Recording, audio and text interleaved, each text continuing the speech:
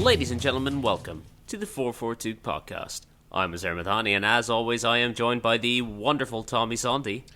That's me. And the rambunctious Tony O.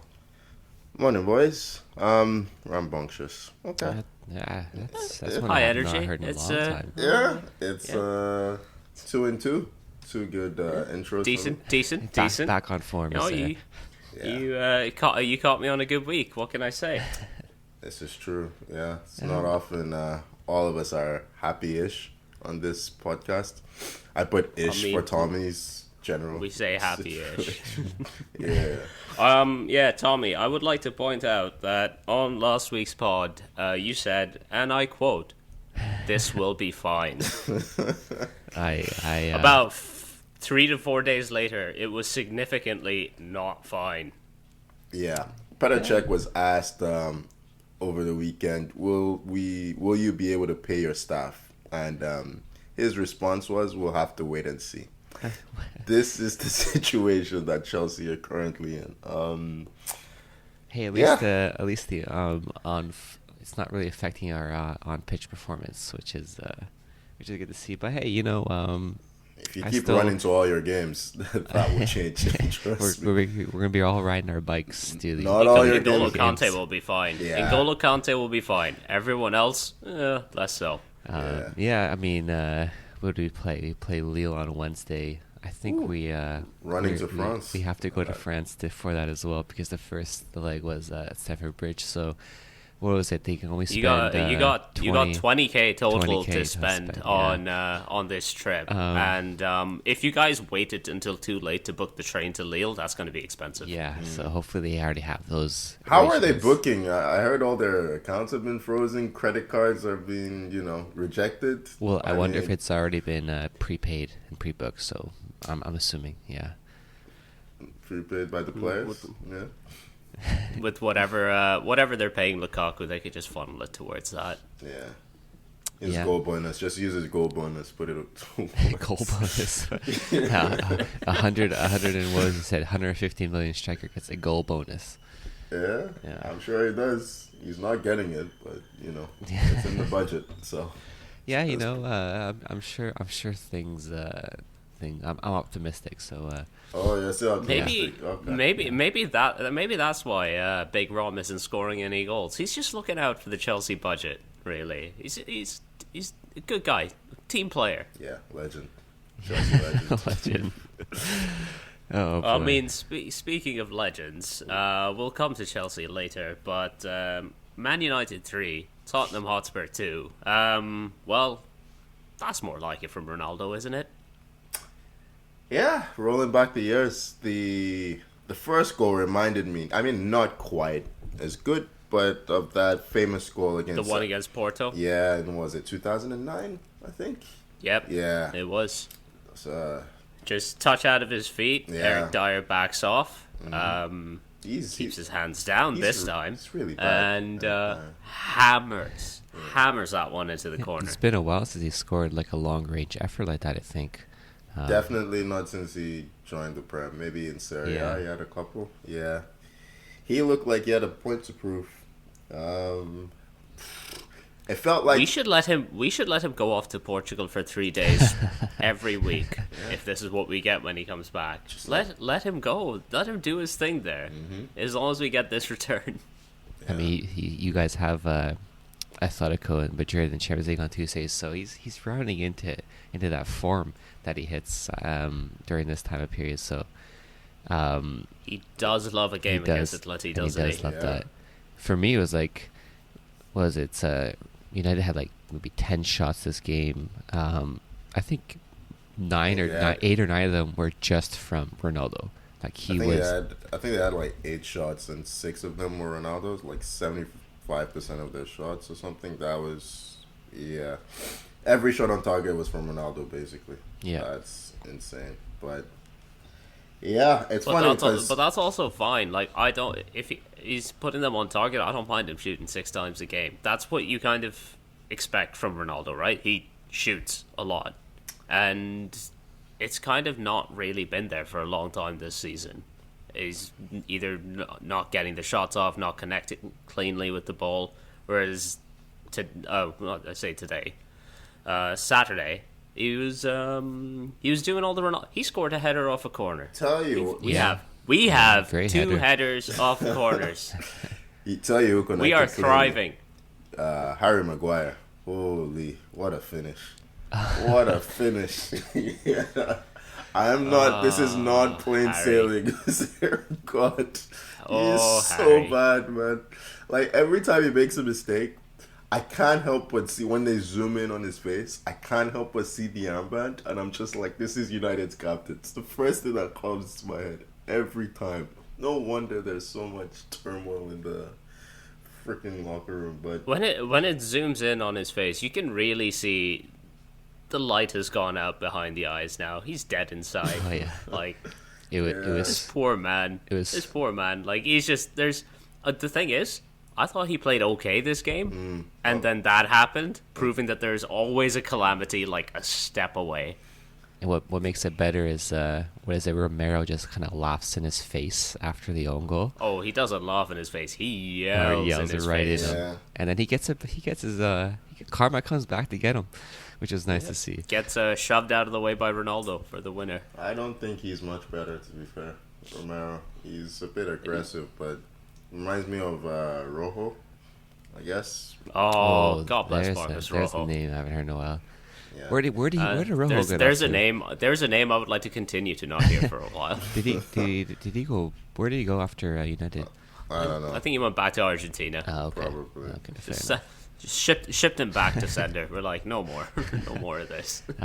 Spurs though, I'd say Spurs had they had a decent amount of pressure in this game. They had some good link up play, but just defensively, this team is as bad as at defending as United. I mean, Reguilon's defending for the second goal right after Spurs had Oh, equalized he is terrible. his step was so poorly timed. You have to stay with the runner there. You can't be playing offside when you're so deep. Like, yeah. I felt this game, you could just see that these were two teams who were not sure what to do when they had possession. Like, United, they seemed to just be trying to contain Spurs. Maybe they were afraid of Spurs' counterattack.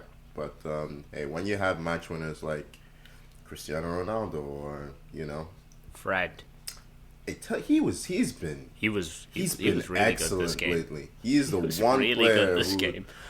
I'd say even more than Sancho, because I know Sancho is beginning to see some light. Fred has been excellent under Ragnick. Like, he's really started. He's enjoying this box-to-box midfield role. He doesn't have to play as a pure defensive mid, Yeah. and he is a box-to-box mid. Yeah. I'm just saying. Tom Brady saw one game of Samba Fred and was like, you know what? I'm coming back out of retirement. Fred is an inspiration. You think that was that? That's funny. It's 100%. Yeah. It's 100% No, Fred. I'm crediting all of that to Fred. Yeah, he 100% saw Ronaldo score a hat trick and was like, you know what? I can still do it. I'm coming back. Yeah, retired too early. Yeah. Anyway, At a youthful age of 44. he's 44. All right. Is there? He is 44. Is there? You're not surprised though. I'm sure you thought this was gonna happen with Brady. Oh, Brady coming Yeah. back? Yeah, Yeah. yeah. You could see it. Like, even when they had the video of him and Ronaldo talking after the game, and you had Ronaldo asking him, you were like, are you actually done? Or whatever it was. The look in Brady's eyes was like, Yeah. I don't think so. I don't think so. The pastor has blessed me. He has inspired me. Ladies Coming and gentlemen, I promise this is still a Premier League football podcast. But, yeah. I'm as lost as you are. Tony, I am as tell lost me, as you are. are we or are we not mislabeled on Spotify as an American football podcast at this point? Yeah, sort that out. What's his name? Daniel Eck? Yeah, sort that out, please. Thank you. Yeah. No, you're supposed to sort that out. How Tony. can I? It is tagged correctly. Is there not a tag? It is tagged correctly on Anchor. I don't know what Spotify is doing everywhere else. It shows up as soccer. Spotify, for some reason, have it as American football. It is my problem, not my fault. So, It's very much your problem. yeah, but anyway. I mean, I'll- going from American football to an American coach. Leeds pick up their first win against Jesse Marsh. Under Jesse Marsh, I should say. 2-1 against Norwich. You were gonna take a shot at me in there, Tony. But you know what? It was quick enough that I caught myself. Yeah. I caught myself. Yeah. Like a Tom Brady retirement, my mistakes do not last long. Leeds were good this game, eh? You'd say? Yeah. Yeah? They've actually looked quite decent. I was just trying to move on from that. I was trying to think if Tom Brady's mistake was retiring or unretiring, but anyway. Listen. Hey, we waited until August to find that out. Leeds were pretty good. What was the last game? It was Leicester they played against, right? Where they dominated for the entire game and lost to, I think it was Harvey Barnes. Scored the winner. Yeah, sure was, yeah. Yeah, I felt they were really unlucky in that game. And they pushed their luck in this game as well. I mean, they had a lot of chances. Rodrigo scored earlier in the game, a deflected effort.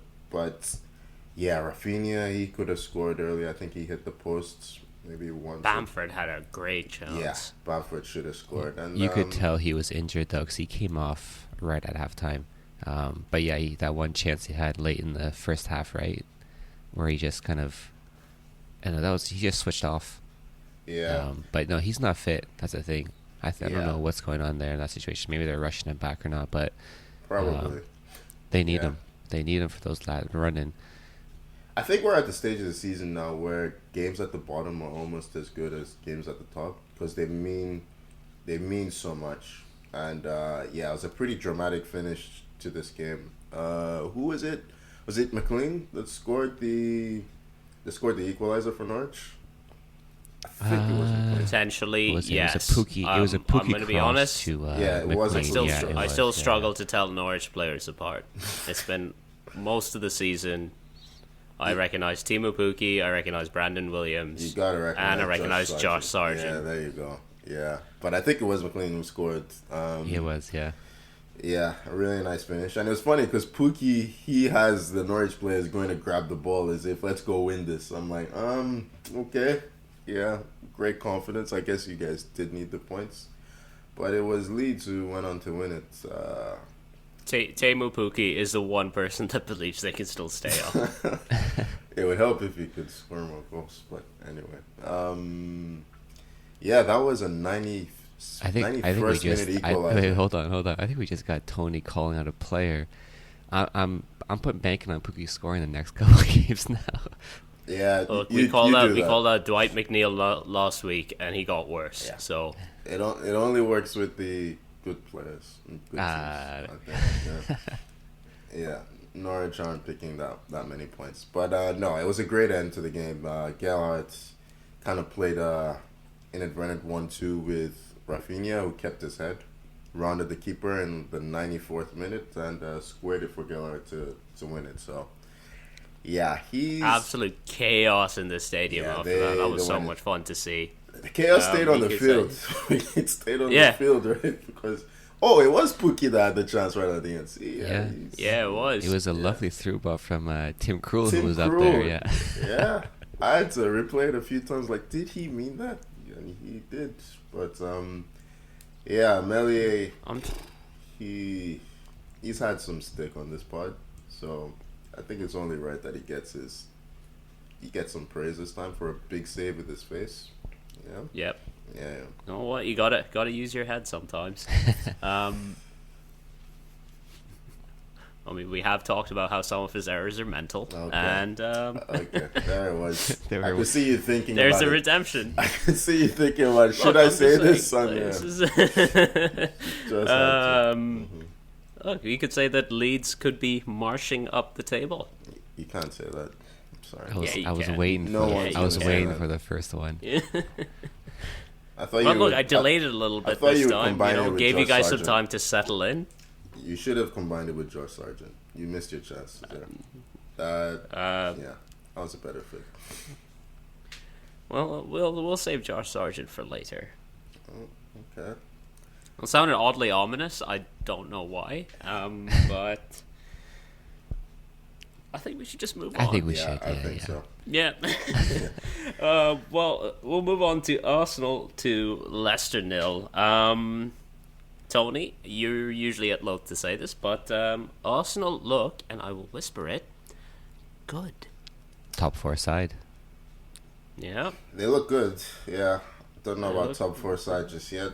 They are in the top Well, 4 look, right if you now, look at if you but- look at the table, I mean, 3 games in hand, in the top 4, What- playing like a top 4 team. I would like to point out that our games in hand are against Liverpool, Chelsea, and Tottenham. Those are not games. And look, yeah, the one against Tottenham just kind of depends on what week you catch Tottenham. Yeah. Yeah. I'm not there yet, but I will say Arsenal look. I mean, I watched Man United and Tottenham the day Tony, before. Tony. Okay. Would you say you're not letting your Odegaard down? Not bad. Not bad, I yeah. wouldn't It's say not it. bad at all. Decent not one, bad. decent one, right? Yeah. Decent one, right? Yeah. All right, continue. I feel like I feel like you've had that one in the locker for a while, but yeah. No, I just had his name written down because he played really well, and I was on the spot. It was off the cuff. He's really special. Like, yeah, I keep coming back to the West Ham game I saw last season, and I was sold on him just after that performance. Yeah, I don't even think he had an assist in this game. It's just the way he conducts the play. His first touch is so good. His vision, like everything he's trying right now is coming off. The flicks, the passes around the corner. Yeah, special play. I was saying I'm gonna buy an Odegaard jersey at the end of the season. I might buy one next week at this rate. Yeah, he's It's been a while since I've enjoyed having a player of this quality. So His link up play with Saka is particularly good. yeah. Like they've clearly got an understanding. Yeah, he has a great understanding with Thomas Partey as well. They have their own little pod there where they just bounce the ball off each other. Lacazette comes in as well. Nice for him to get a goal. Yeah. Look, Party had a good game, eh? I was going to say. He's had a great 2022. Basically, he's been really good for a while now. If you take out, Ghana crashing out in AFCON, but yeah, I don't know. I just look forward to watching Arsenal every week now. It's weird when you consider we were joint bottom at the start of the season. First 3 games, they've come a long way, and I'm looking forward to the Liverpool game. I expect we'll lose, but I want to see the performance. I want to see us go up against possibly the best team in Europe and see how we compete. So, Yeah. Big concern might be Cedric having to deal with any of the Liverpool forwards. Jesus. Like I know Tomiyasu's back in training, right? nah, he won't be fit. He won't be No? fit. No, I don't think so. I am frightened about that prospect. He had a rough period against Harvey Barnes. I can see Sadio Mane getting a yellow card in the first 5 minutes of that game, just crashing into Cedric, and then, peeling off him 5 minutes later. Yeah. Leicester conceded 2 more goals essentially off set pieces in this game. What was it, first 10 minutes? They just left Partey unmarked at the near ball. There were 3 Leicester players around him, didn't mark him, and then for the second goal, just absolute chaos in the box that leads to Suyuncu handling a ball when he really didn't need to. Yeah, Just They They're leave such a Harvey. mess. They leave They're Harvey such a Barnes mess. to defend the near post. I don't get what that's about. He's not the biggest. I think he's like 5'9" or something. He's clearly not a great defender. You'd think they'd put someone else in there. He was at fault for basically both goals because he didn't defend the near post properly. But yeah, once we had that first corner in the first half, I felt we were gonna score. They're that bad. They're bottom of the league in terms of goals conceded from corners and set pieces in general. Yeah, I don't get what that's about. Soyuncu's had a terrible time since Evans and Fofana have been injured. Yeah, this season's kind of just. he's just a Turkish Harry Maguire at this point. Okay. I think Harry Maguire's I in a class of his own. genuinely think he's been the second worst centre back in the league this season. Who would you rather have at United, Soyuncu or Maguire? Soyuncu. Yeah. I'd rather go back to bed. Yeah, I think. Yeah, you're not wrong though. You know what? Send Maguire back to Leicester. Have him play alongside Soyuncu, just to see what happens. Just so he's not on your books anymore. Yeah. Maybe. Yeah. Maybe. Does anyone else want a slightly used £80 million refrigerator? Good as new, I swear. Wouldn't take him for free. I will pay you $20 out of my own pocket to take Harry Maguire. Nope. Fair enough. Yeah, talk to Tommy. Pleasure He's to- a mercenary. He might be able to negotiate Tommy. Well, something. he looks. Tommy. Look, I'm sure Maguire. We can transition. He looks great when England. He looks great when England play Albania.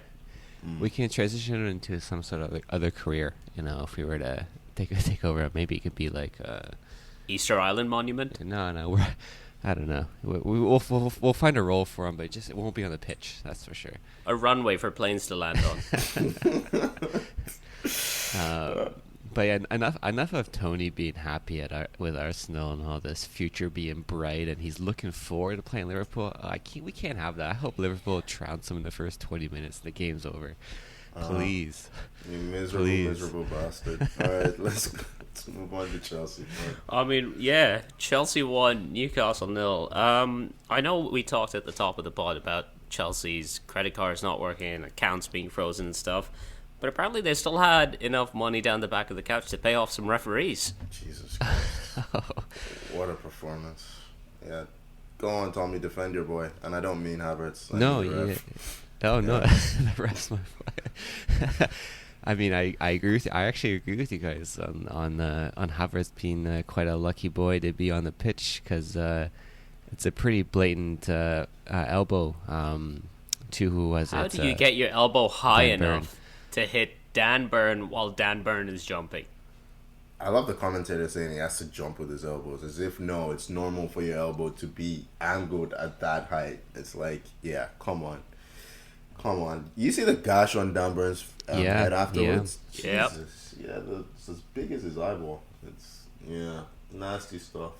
And as if that wasn't bad enough, Shalaba, where is that on the Granit Xhaka scale, Tommy? What do you think? The Granit Xhaka. I love this Granit Xhaka skill. That was he went full Xhaka. There. 100%. Okay. Two fouls at once. Yeah. Brilliant. I mean, Xhaka can only sit back and applaud that. VAR took a look at it. I guess they didn't. Yeah. Okay. They didn't deem it penalty worthy. So. Well, I mean, there was also one with I think Ziyech had his boot in Bruno's face at 1.2, which probably could have been. I'm not saying red, but he could have easily been carded for something like that. I really would like to see how his boot is in someone's face and it's not a red. I must have missed this incident. You might, yeah. I don't think he really caught him enough, or maybe he didn't even catch him. Maybe it was just like a high boot, but. It was definitely one of those where I'm like, oh yeah, got away with that one. Got away with that one as well. Can't wait to play a game against Tommy sometime soon. Just stick a boot up, stick a boot up near your face and see how you react. No. What I'm saying is, I think he should have been like reprimanded for it. We got away with it. Anyhow, I want to know when Boris Johnson is going to be sanctioning this referee. But guys, he is on some Russian books. Besides all that dodgy calls and refereeing, I think for the most part Chelsea played a decent football. Jorginho was like just running the show in midfield, which is great to see, and he capped it off with an absolutely fantastic ball to Havertz, who actually got past Bear with a great run, and then he just has a world class first touch. And then sets up with a really quick finish. It was actually quite an incredible goal, I have to say, from Havertz.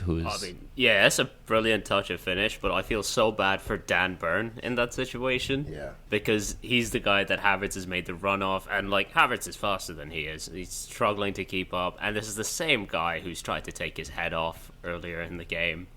and it's the 91st, 92nd minute, something like that. 89th or something. Yeah. He was devastated. Brutal. Brutal. Just about the whole thing in general, because he clearly had a bone to pick with Havertz afterwards. Yeah, he would have felt hard done by in many ways. But Newcastle have been looking good. They look good in this game. I think they gave just as good as Chelsea did. To be honest, I think. I think we've established. I think they'll be really disappointed that they didn't come away with the point, at least in this one. They'll be disappointed not to come away with 3 the way the game went. Well, that's a bit speculative, but it was I definitely. don't think so. Red it was card for the whole game. I watched this game. It was a chippy. I'll give you this. It was quite a chippy game. Mm-hmm. But Newcastle was getting in. I mean, especially I think they probably felt aggrieved that they didn't get the red card call. But they were definitely getting in hard on a few of those challenges. I'm just saying, Tommy. Business deals between these billionaires who've got their money through interesting means. This could be rarely straightforward. This could be the new you rivalry. Can get a little right? bit heated. This right? could be the new rivalry, right? Chelsea. You said we had no rivals. This Tommy, could be you don't sit with the big boys anymore. Yeah. Leave that for Man City and Newcastle. Yeah. Oh wow! Come join Liverpool, Arsenal, Man United with the Americans. We're not even old money anymore. Hey, we're no money, I guess, for now. That's what it is. Yeah. Newcastle and Man City, they have their own table. Yeah, there's a spot. We're keeping the spot warm for. Well, I'm hoping for Woody Johnson to come in. I'm picturing that meme of like you have everyone come join us on the dark side of the table, and you have like Arsenal and Spurs there. I'm like, we're not ready for this, man. I'm not ready. I'm not ready to join these. Please explain this meme to me more. Yeah, please do. You know what? Last time I explained the meme, it didn't go well, so we're just gonna go. We're gonna move on. How about that? Yeah. What's the next game on the menu? There is it. Oh boy. Yeah. I love when Tommy tries to be hip with the kids and brings up memes, a visual form of media on an audio medium. Yeah. Brighton 0, Liverpool 2. I mean, might as well keep talking about the refs because how is Roberto Sanchez still on the field? He has absolutely clotheslined poor Diaz's head off. I mean, sticking with the Havertz narrative, I just feel like football's attitude towards head injuries is really terrible. Because we talk about endangering an opponent, I feel like they just look at it from their career point of view, like from their legs. Like if a challenge potentially could break a leg, that's somehow worse than if a challenge could, I don't know, cause some kind of brain damage. Like, remember the World Cup final between Argentina and Germany? Higuain's threw on goal and Neuer absolutely takes him out. Takes out his head basically. Oh yeah, I do. Yeah, that's right. I remember that. Yeah, that's what this reminded me of. I mean, good on Diaz to get there first, but Jesus Christ, that's got to be a straight red. I mean, Tony, you say it's maybe not taking head injuries serious enough, which is, I mean, sure you're on a right path there. For me, it's just more like goalkeepers get so much more benefit of the doubt, so much more protection. It's like he does not even play any of the ball. He just plays the man, takes him out, and just like thinking. Doesn't go for the ball either. Doesn't even go for the ball. Yeah. Leg is up. It's like watching UFC. This guy is coming up with a high knee. Just like, how can you look at that and say he didn't even get a yellow card? I don't think this. It's like, how do you look at that? As a side note, if there was ever a UFC fight that started with one guy just charging from the other side of the octagon and leaping with an arm and leg outstretched at the other guy, I might actually start watching UFC. Because that would be fucking hilarious. Yeah, that's more WWE, I think, Tommy. Yeah. Whatever. It's any sort of fighting. I mean, he looked like he was ready to go for a fight on that one. But yeah, it boggles my mind that goalkeepers just get a little bit too much protection in this league, and the fact that he didn't even get a card for that was pretty mind-boggling, to be honest.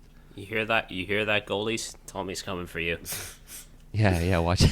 Continue his crusade against goalkeepers. I mean, it was a pretty straightforward game in the end for Liverpool. I thought Salah scoring a penalty for the second one after Bissouma He still foolishly looks, stuck his hands out on a Naby Keita shot. Salah still looks quite. I don't know. He still looks. He doesn't look right. No, he doesn't he look doesn't. right, No. does he? Yeah. The amount of yeah. chances he had in this game. I mean, you look at that Liverpool front three with Diaz, Mane, Salah. They're all very selfish players. In the end, even Diaz too. I mean, he definitely is a great player, but there's a lot. You can see Klopp losing his head on the sidelines, yelling at them to pass the ball Yeah. in the box instead of shooting. Yeah, But shooting on side. It's like they have their own personal competition every game. Who's going to score more goals? I don't know, but Salah's running away with that one. yeah, I don't know. But there are, yeah. I mean, we're talking about three really, really good players. They still have Jota to add to the mix. So yeah. I mean, the interesting thing with Salah right now is his contract talks appear to have stalled. So he could be saying Salong to him very soon. Ooh, good one is there. Good one. That is not a good one. Yeah. I'll give it. not a good- I give him that one. Yeah. Salah. Fucking so hell. long. You know what? Sometimes. You know what? Sometimes you take a speculative shot from distance and it goes in. Jesus Christ. But honestly, it's like looking at or hearing the talk about how his talks have stalled, and I think Klopp came out in the interview. He said, "Yeah, we're in talks," and then the agent tweeted the laughing face emoji with the crying face, whatever. And it's like when your agent comes out and does that in response to your manager's interview, you know things are not going smoothly. And it's, for me, it's looking like Salah is maybe out the door in the summer. And yeah, I think the signing of Diaz. I mean, I don't think they wanted to sign Diaz in January. I think they wanted to sign him in the summer. Tottenham kind of forced their hand by making a bid for Diaz. I think Diaz is a Salah replacement. I feel like Salah is leaving in the summer. Yeah, I think they've been planning for it. Liverpool have a strict wage structure. That's why Gini had to leave to go to PSG. I don't think they give Salah the money he wants, which, I've enjoyed all I can think of is that there is a PS Genie pun in there somewhere, but I mean, that was better. It's not great. It's better than so long. But Salong. yeah, no. moving on to Everton 0, Wolves 1. Everton are in, a lot of trouble. They're in a lot. I was gonna say a little bit of trouble. No, Yeah. they're in a lot of trouble. They're tied on points with the relegation zone right now. Games in hand be damned, because those don't seem to matter at all for Everton in their current form. Everton, how many points do they have this season? 22? Something like that? Maybe something more? like I don't know. that. It's 22, yeah, you're right. 22, yep. And that stat that we saw in their last 20 games, they've picked up 9 points. That's 9 points from an available 60. They've picked up 9 points since September. That's Derby County rate. Like that's Ooh. that's Yeah. like 20th in the table rate, and like not even like 20th in a tough season. That's 20th by a country mile rate. We've been saying It's bad. We've been saying, at least I have, that they're too good to go down. I mean, you look at that, they don't look too good to go down. Yeah. I mean, I feel Lampard's shown his inexperience a bit. I don't know that he's prioritized the defense enough. He came in, his first few signings were Dele Alli and Van de Beek. I mean, you pointed out that they signed Dele Alli after signing Van de Beek to play in the same position, which, doesn't... No sense. Yeah. No sense at all. Yeah, he's going to have to learn quick, because they can't keep leaking goals every week. This performance... They did have some bright moments, so they need to start picking up wins. I think they play Do they play Newcastle next? Yeah, they have a Yep. tough schedule. Like I know they got Newcastle next, but then they have West Ham, they got United, they got Liverpool, they got Chelsea, and they got. I was gonna say Leicester would have been a tough fixture, but now seeing how Leicester play now, I mean, I guess Yeah. for Everton, everything's a Everyone's tough fixture. Yeah. Well, the issue is with them is they're playing a lot of teams that are either battling at the top of the table or battling at the bottom. So they're not going to get a team that they're like. I think there's maybe 2 games, the Leicester one and the Palace one, that they have left against teams that are like middle of the table. They have. Don't I see. really look like they're going to reach Europe. Don't look like they're going to be dragged into relegation. So like it's. I mean, like, it's not inconceivable at this point. They're tied on points with Watford. They're only 1 point ahead of Burnley, and those are the 2 teams below them in the relegation zone. They are currently 4 points behind Leeds, who are 16th. If they don't beat Newcastle, they are in big trouble. I think. Thing is, I don't I think don't they're think going to they beat will. Newcastle. Yeah. I don't think so Newcastle look a either. much better team than them. But they have to, because I don't know where they pick up points after that. I mean, I know we say that, but most of their points they picked up in early in the season were from our teams. So I'm not ready to like count them out of those games. I watched them play. Was it Chelsea on Monday? I'm like, how did Arsenal lose to? No, not Chelsea. Tottenham. Fuck, it's even worse. Yeah, like how did Arsenal lose to this game? This team.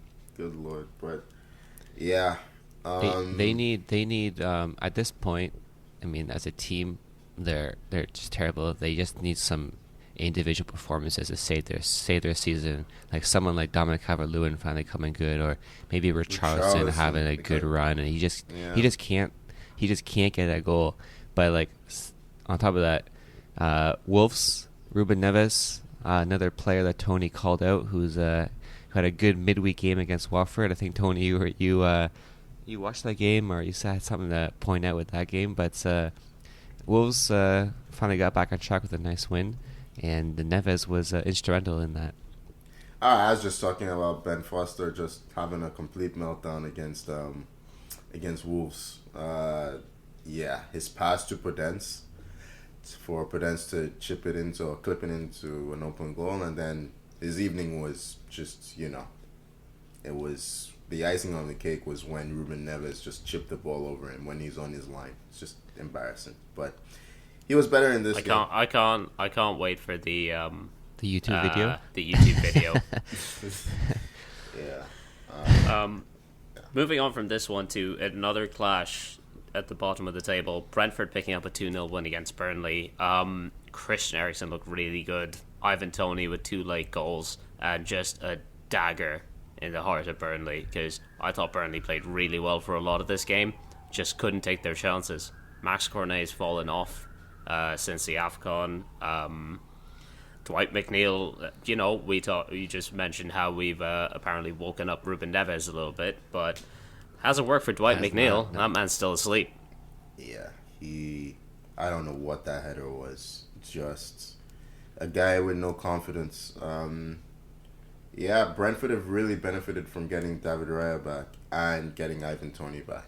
Add in the extra quality from Christian Eriksen. And suddenly our prediction that Brentford won't be relegated, Tommy, doesn't look too crazy, huh?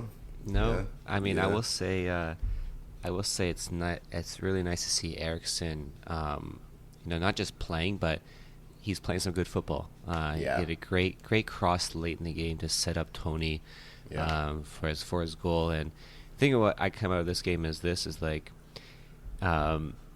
I think for these bottom club teams, desperation is really starting to set in, and you can see in the football it's a pretty frenetic pace and end to end, and I'm really looking forward to seeing how that plays out. I'm definitely going to be watching a bit more of this relegation fight, because we're going to have some really entertaining games, I think, coming out. Most teams have 10 games left around there. So every game at this point matters for a team like Burnley and Brentford. So a huge win for Brentford. I think that's 2 in a row, right? So they're definitely 2 in a row against direct rivals for relegation. Yeah, and that's even bigger, definitely. Yeah. With Burnley, it feels like unless a chance falls to Weghorst or maybe Jay Rodriguez occasionally, Well, he had a great they effort. can't score. They just can't score. Yeah, he did. He did. So, what can they do? There, I love it, man. You just keep getting better. What is going on? What happened? You went. Ronaldo got a hat trick out of Tommy. Yeah. To explain, Is there? No, hold on. Tommy went to. Oh my God. Is there? Did you go on vacation somewhere this weekend? No, you went on vacation and apparently developed some kind of crazy sense of humor. I don't know what happened in the wilderness.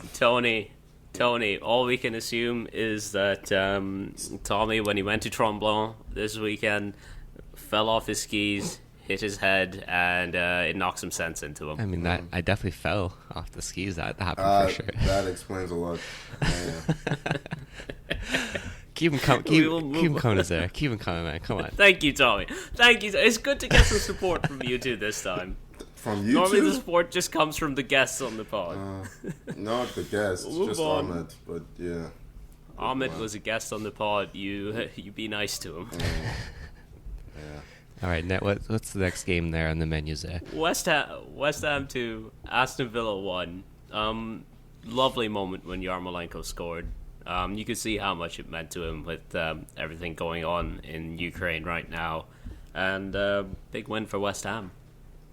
Yeah, that was a really nice goal from Yarmolenko, who has really struggled to get into this West Ham team. I don't know how many appearances he's made this season because I've hardly seen him. I think he's been injured. Has he been injured? Okay, yeah. then that would definitely explain it. For me, this game, this first half, at both teams, Villa had a lot of chances, West Ham had a lot of chances. It was actually a really even game from two sides who I would say are pretty relatively sort of even in general in terms of their quality.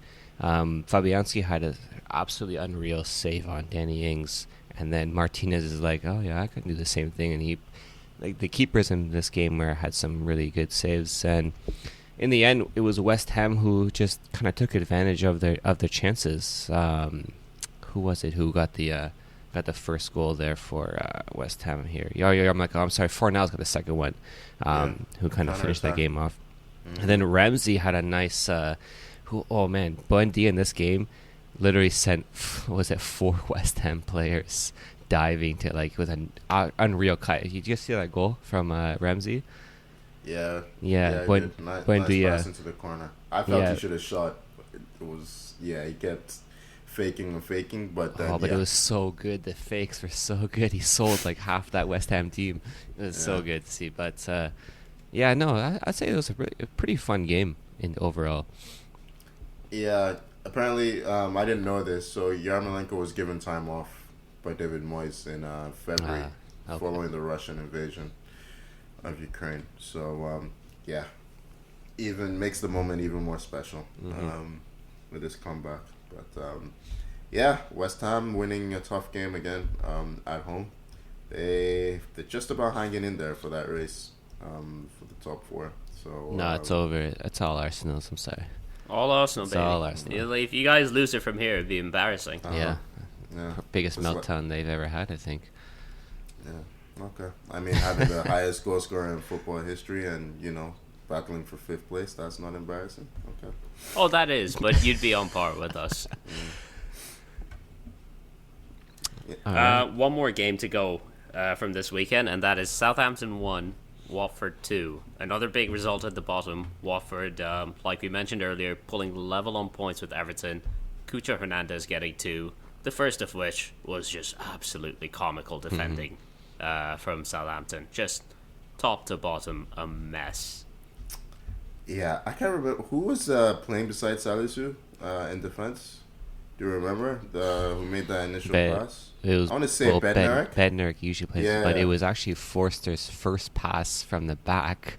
Oh, it was Forster. Okay. Yeah, which should have got intercepted, but it somehow didn't. And then it was like, okay, we'll try again. We'll give Watford another chance to win the ball back. And it was a pretty funny goal, I'll be honest. I laughed pretty good when that happened. But in fairness, it's a perfect layoff from Salisu for Cucho to nip in.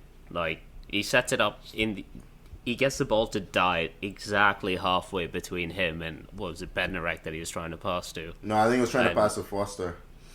Was he trying to pass it back to Forster? Yeah. Right. You know what? It ended up in the middle of all 3 of them, so even better. It's a great finish, by the way. Oh, lovely finish. Yeah, keeps his head Much after easier than running. the bike that he had to do last week. Yeah, tried another one in this game, but yeah, big win. I did say Watford are not out of it. I feel like they have some pretty decent attackers in there, and they can get a goal when you least expect. So Yeah, don't they be have surprised hope. if They have hope. don't be surprised if Uncle Roy gets them out of this sticky situation. Yeah. Call back in for one last job. Save Watford. You say one last job. Let the man retire. Just let him go. Hey, maybe Look at him. Maybe Poor this man. is He's the, seven. He's what, 70? Let the man relax. Maybe, let him put his feet up by the pool for a bit. maybe Everton should have hired this guy instead I was of. gonna say. Frank, you know? Oh That would be boy. a good pickup. Yeah. Tom is going to be calling for Big Sam to come back to Everton soon. I mean, better than Lampard. Ooh. They've already tried Sam Allardyce, Tommy. Well, if it's It in, did not go well. I feel like that was the beginning of the end for Everton. It really was. Appointing Big Sam to any job is really the beginning of the end. One more game on Monday, and as is tradition, might as well toss a prediction out there. Crystal Palace hosting Man City. Palace won last time round in this fixture. Yep. So what are we thinking? I'll start off here. I think this. My predictions are pretty good. So. Wow, that is bold. Okay. Okay. Yeah. And also blatantly not Yep. true. Go on. You know, I know that's the thing. I feel like Palace will get points. They're not going to win, but they will hold City to a 1-1 draw here, and they will get they will stop them. Yeah. See, I was gonna say draw, but now that Tommy said draw, I feel like I Yeah. have to say It's a something City win. else. It's gonna be a City win, eh? I'm going to City win. Yeah, 2-0. Very controlled performance. Yeah. I'm gonna say 4-2 to City. What? I want to see some goals, and I think Palace will score a couple. Okay. All right. But I mean, speaking of goals, there was a bit of Champions League last week. There's a few goals in there. Oh, I love the annual celebration of the PSG project. it's the history of the PSG. It's the history. Oh man. It's just every year. Every year there's a fucking meltdown with these people. And you know what? This meltdown against Madrid it wasn't even their worst one. Oh, I think this Might is their not worst. even- I feel in- like this is in the the- worst. You can't. I don't think it's as bad as the remontada. You know why I think And I this don't- is worse? They were in control until about 20 minutes left. They played like 90 minutes. They blew played a 4-0 first leg lead. Yeah, but I don't think this is even as bad as the Man United Tony, one, because United, look at the Man United team that they lost to, and the fact that we can have this argument is Yeah, just a that over- testament to their good work. Tony, I would say they had control until Ancelotti bring on Kamavinga and who else came on with him? How many extra A's Yeah, I and don't Anthony's know. tossing into I'm not his sure. name? I'm not sure. But he took Cruz off, and We then talked about him last week, No, Tommy. it was not last week. It was definitely more longer than that. 2 weeks ago. Then that's not an excuse. They brought in. Ancelotti brought him in, and it just immediately more energy in that team. And honestly, it would. I think they were in control until Donnarumma decided to make things interesting. Oh yeah. Definitely. Yeah, Definitely until that point. Yeah. Yeah, apparently he and Neymar had a bust up in the changing room after. I think for once. Nah, that got I heard got that rubbished, was I completely think. fabricated. Yeah. How do you know? The thing is, how do we know what's true, what's not? You're right. Yeah, because Actually, you know what? The mental image of Donnarumma picking up Neymar and shaking him is quite funny.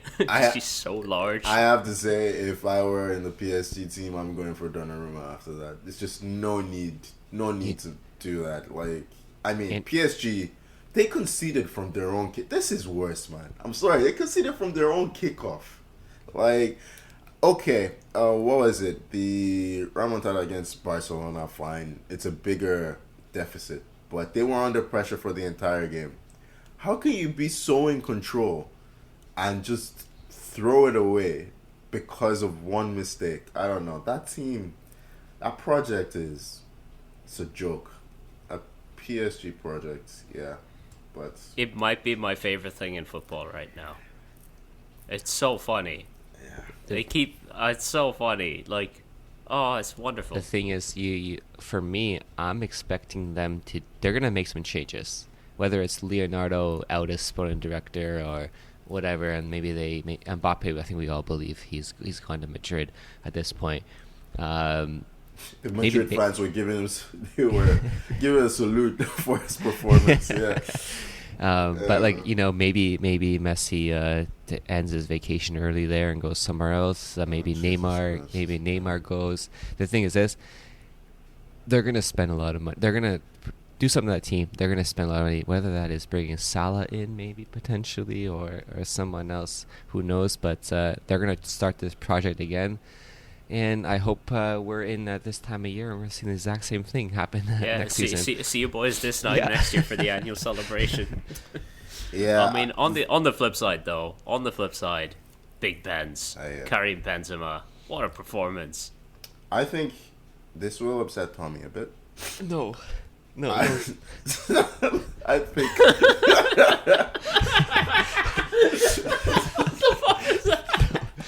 Don't you dare bring my boy down. I think Karim Benzema is the best striker in the world. I don't know. Yeah, I'm not sure what was going on in Tommy's mind, but yeah, I personally think he's the best center forward in the world for me. I know Lewandowski gets a lot of love from 1/3 of this podcast, and he is definitely a great player. But is there anything Benzema can't do as a center forward? I don't know. I just grow a full head of hair. Okay, there is that. But yeah, since I'm just saying, Olivier Giroud has a full head of hair. Okay. One of these two French strikers has a World Cup. Okay, we got him in there. Well, then we just settled the debate. We know who's the best center forward in the world.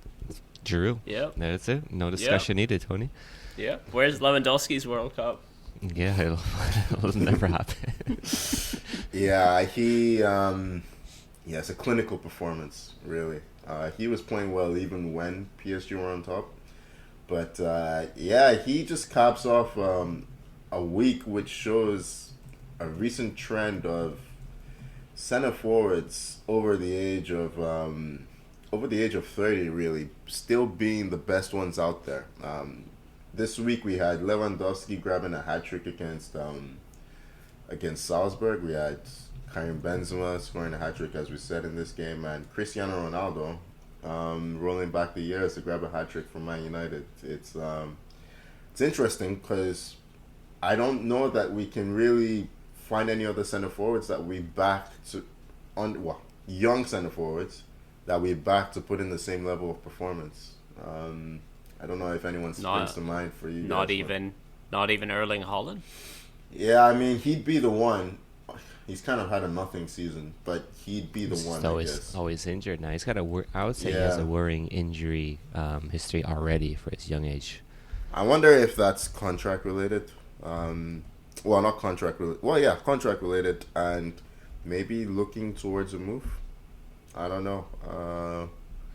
It's been weird, because every time I look at Dortmund, he's not on the screen. So, but he is the one. He and Dusan Vlahovic. They're the two young strikers that you would think would be the next generation of great center forwards. But you look at the Premier League, is there an outstanding candidate? Really? I don't know. Not among any of the younger players at the moment. Yeah, we're still looking at Harry Kane and Cristiano Ronaldo. He's 28. Yeah, he's 28, which that was a surprise. He plays like he's 36. But yeah. We've been looking, I mean, several clubs, you look at last summer, Man City were looking all over the place trying to find a center forward. They settled on Harry Kane and Ronaldo. There was no real creative solution to that in the transfer market. Arsenal went all out for Dusan Vlahovic because they realized that there's a dearth of quality options. And Chelsea brought back Lukaku. And look how that's turned out. So, yeah, I don't know. It's just maybe football's just moving away from this model of player. Yeah. Tony. There was a chance on the Lukaku thing where you could have gone, Luke, how that's turned out, and that's a terrible missed opportunity for a pun there, my friend. Well, Zaire, why didn't you jump in there with when you're on a roll? You could have just Tony needs to learn from his mistakes. You know, a good parent guides their child, doesn't force them. Yeah, I'm not going down that road.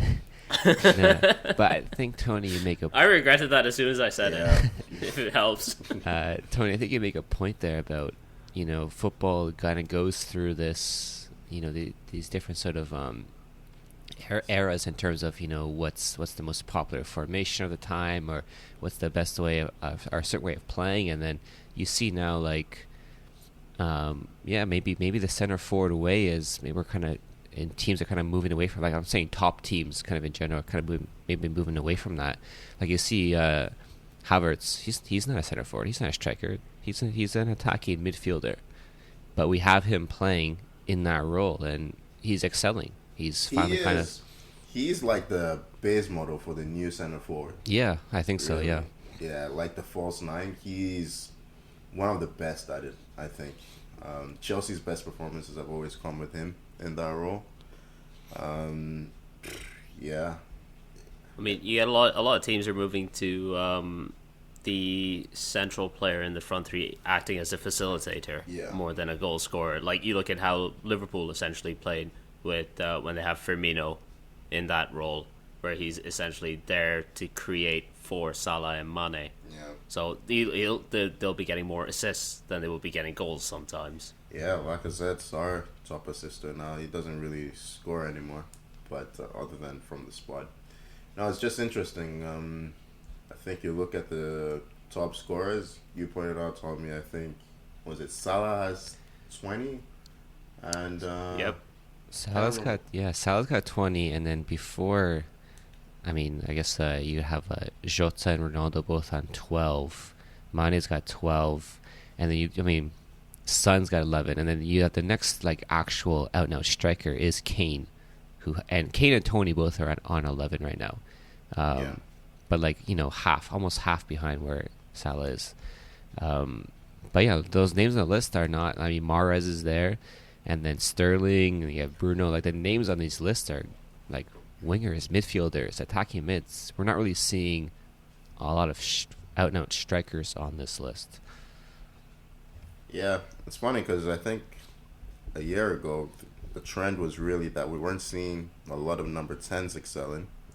And I think that's starting to change. They're a bit different in the way that they're deployed now. They're more in attacking 8 positions. Like you look at Odegaard, De Bruyne, Bruno Fernandes before he fell off a cliff.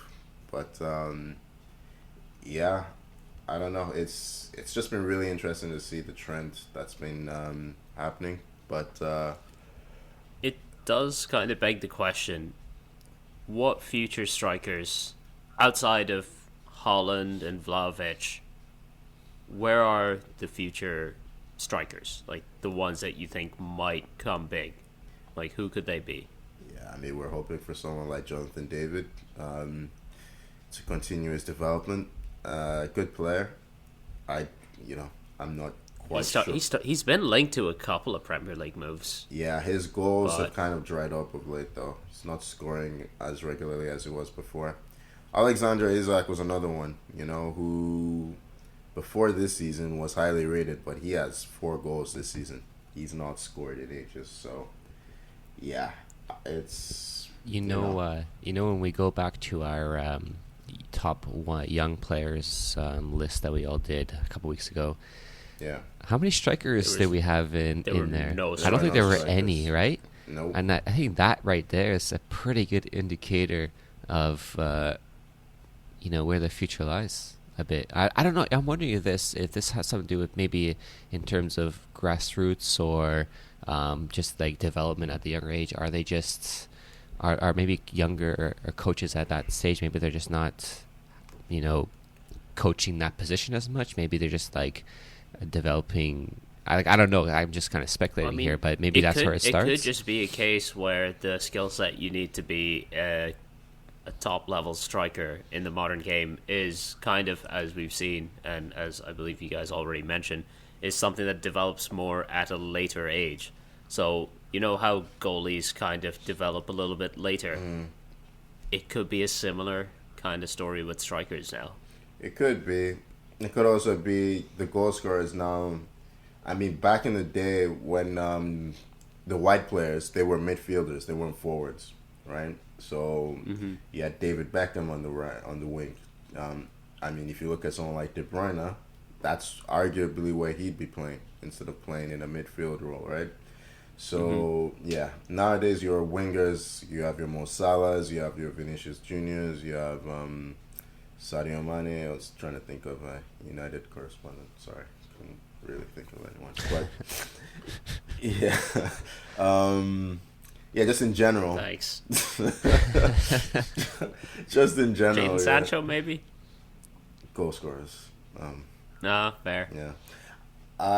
He started scoring some recently. Trying to let him off the hook Still. here. Yeah, I think he'd be a decent number 10, not a wide forward for me. But yeah, I think the goal scorers now are the players who face the goal. They're not the ones who play with their backs to goal anymore. I think you want your goal scorers. You don't want them getting beat up by center backs. You want them running at fullbacks and running in between that corridor between the center backs and the fullbacks. So, hey, listen, that may change. You know, football trends are always changing. Yep. Who knows? Maybe, hopefully, Dusan Vlahovic, Erling Haaland, Alexander Isak, Jonathan David, and the likes. Hopefully, they can pick up the goal scoring mantle, and we can have another great generation of elite goal scorers. But at the moment, I think the old guard still have. Yeah, they still have a stranglehold of that elite quality in that position.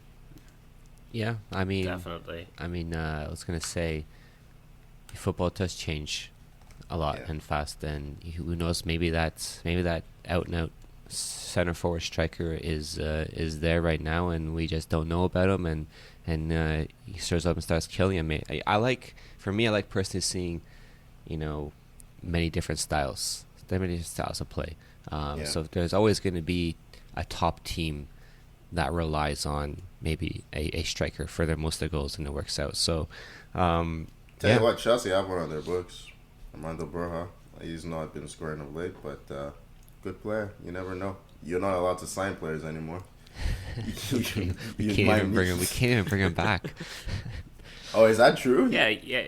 No. He can come back when his loan is up. Okay, good. Because he still has a contract at Chelsea. Phew. So, you won't struggle for signings this summer. They'll all just be returning loanees. Oh, they might have to sell them to balance the books. I don't think they can. They can't sell players? I think they can sell players. I don't. Can they? I don't Okay. think we can sell players. I think you can sell players. I just think you're not allowed to spend the money you get from when you sell them. But I think you can sell them. Yeah. Which if the bank accounts are frozen, where's the money going into? As special funds. Into the frozen bank Special accounts. funds. Gotcha. Just there, immediately out of hand. Yeah. Awesome. How did this talk about strikers go to the Chelsea being in? Because you keep breaking them. The reason there's no strikers anymore is because you broke all of them. Maybe we can blame Chelsea for this. That is a fair point. Yeah. They see how Timo Werner was supposed to be a striker of the future. He's pretty much useless now. Yeah. Lukaku. I mean, yeah. Who else? You broke Lukaku quicker than I thought you would. Tony, you know what? This all comes back to Abramovich. It all started when he wanted Shevchenko. Mourinho didn't want this guy. He wanted Shevchenko, and he went all out and spent his money, got Shevchenko. Shevchenko was a dud, and that's when the curse started. Yeah, and then he broke Torres. It just went on and on and on. We're going too far down this rabbit hole. Just blame Abramovich. For any further, yeah, sure. I'm happy to. For any further Chelsea striker conspiracies, please follow us on Instagram and Twitter at 442 and subscribe wherever you get your podcasts. And I believe that's everything we had to cover for today. So thank you for joining me, Tommy. Last chance to plug any conspiracies. No, I just want to say, Zaire, good to see you. Have a good good form for the puns today after Thank struggling you. the last Thank you, couple my weeks. friend. So, Thank you. It's much appreciated. Yeah, no worries.